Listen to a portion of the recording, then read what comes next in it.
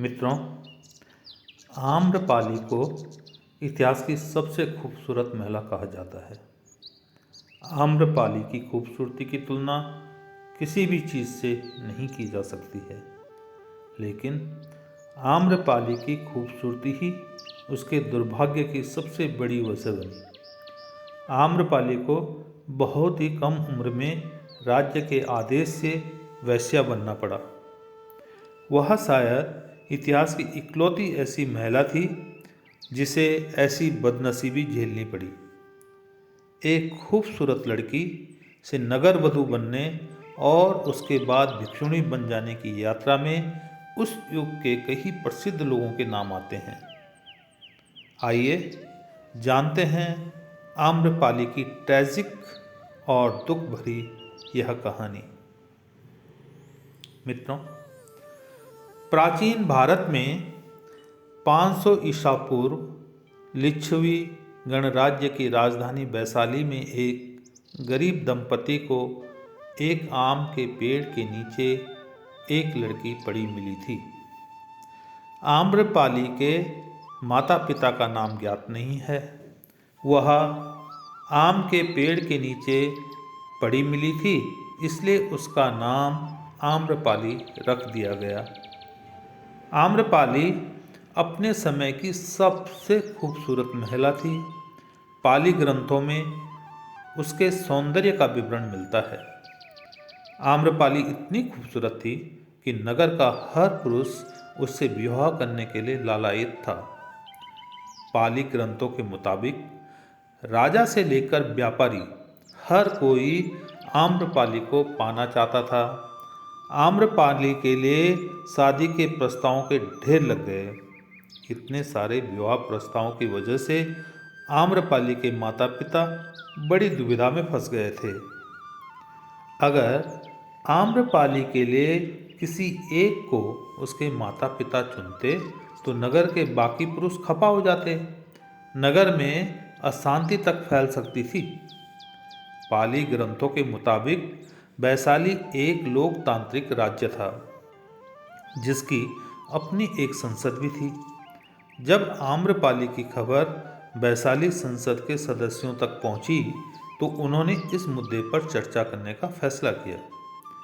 उन्होंने तय किया कि वैशाली राज्य की एकता और शांति के लिए सभी को खुश रखना जरूरी है, इसलिए आम्रपाली को नगर वधू बना दिया जाए। आम्रपाली पूरे नगर की दुल्हन बन गई, जिसे अब हर किसी से प्यार करना था। आम्रपाली को नगर वधू बनाने से वैशाली के लोग तो खुश हो गए, लेकिन इस तरह से आम्रपाली अपनी ही खूबसूरती का शिकार बन गई। आम्रपाली को जनपद कल्याणी की उपाधि दी गई। यह खिताब 7 साल के लिए दिया जाता था और इसे साम्राज्य की सबसे खूबसूरत और प्रतिभाशाली महिला को दिया जाता था। आम्रपाली को अपना महल मिला। उसे शारीरिक संबंध बनाने के लिए अपना पार्टनर चुनने का अधिकार भी मिला। इसके साथ ही वह दरबार की नर्तकी भी बन गई। मगध के राजा बिम्बसार के वैशाली के साथ हमेशा ही शत्रुतापूर्ण रिश्ते रहे हैं। ऐसे में आम्रपाली से मिलने जाने के लिए उन्हें दूसरा वेश धारण करना पड़ा ताकि कोई उन्हें पहचान ना सके। बिम्बसार खुद एक संगीतकार था। जब वह आम्रपाली से मिले तो दोनों एक दूसरे के साथ प्यार में पड़ गए। आम्रपाली बिम्बसार के बच्चे की माँ भी बनी। उसका बेटा आगे चलकर एक बौद्ध भिक्षु बन गया।